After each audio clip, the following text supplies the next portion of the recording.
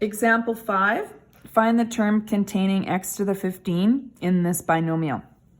So this is different than the previous examples. Previous example specifically tells you what term to find. In this one, you don't know what term it is in the list. You just want to know that it has x to the 15. So your final answer will have x to the 15 in it. So what we want to do is we want to check for the pattern of exponents. So we're going to ignore the coefficients. Sometimes I write them in at first, but I ignore them when I'm doing my calculations. You actually want to even write down in your work that you're checking for the pattern because you're not necessarily showing your calculations as you would if you were expanding it all. So I'm going to ignore putting in the combinations, and I'm just going to put in, I need at least 3 terms to show a pattern. So I'm going to have x to the 3 and negative 2x squared. So I'm just going to write this out 3 times.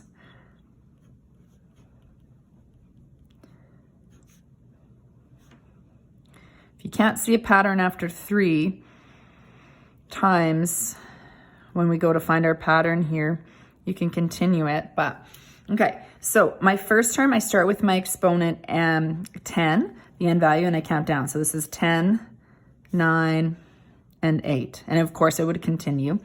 My exponent on the first one, I start with 0, or sorry, the second term, but first one here, 1 and 2. So now I'm going to simplify the exponents only. So 10 x cubed to the 10th power is x to the 30. Anything to the exponent 0 is 1, so that's not even going to be there. Here we have x to the 27. Negative 2, the one's negative 2, but I'm ignoring the numbers. It would be in the numerator if you did put it in there, but I'm really only concerned with the fact that x squared to the 1 will have x squared and a denominator here. And the reason we do that is if there's sometimes a coefficient in the first term with such high exponents, you're not going to even know what that is without a calculator either. Okay, so where are we at here? This one, x cubed, so x to the 24 over negative 2 squared is 4. If you want to put the 4 there, fine, but I'm ignoring the coefficients, and I'm just putting x squared to the 4, sorry, x squared squared, which is to the 4 on the bottom. So we're going to simplify this, subtract your exponents,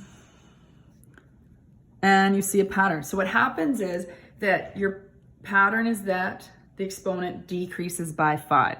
So you make sure you clearly tell me the pattern that it decreases by 5, so we know what you're going to count down by. So then I just keep counting. The next one would be x to the 15, and it would keep going. I need to stop there. It only says x to the 15. So this ends up being the 4th term. And now it becomes an example like we did in the previous one. So you're now going to find the 4th term. So your combination is 10, choose 3. Remember that the R, I didn't need to make the 10 that big. The R value is always 1 less than you are finding. Okay, so then we've got x cubed and we have negative 2 over x squared.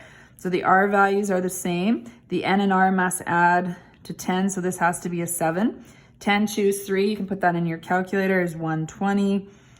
X to the 21 times negative 2 cubed is negative 8. X squared to the cubed is x to the 6. So negative 8 times 120, negative 960. 21 minus 6 is x to the 15. And it's very clear. So this is my answer. This answer here, x to the 15, this is the term containing x to the 15. If your final answer doesn't have x to the 15 in it, then you haven't done the question right, because that's your goal. So first you check the patterns of exponents to figure out what term it is you're going to find. So you need at least 3 terms to see the pattern just to make sure you're on the right track. Then you count down to the term you need, and then you find that term.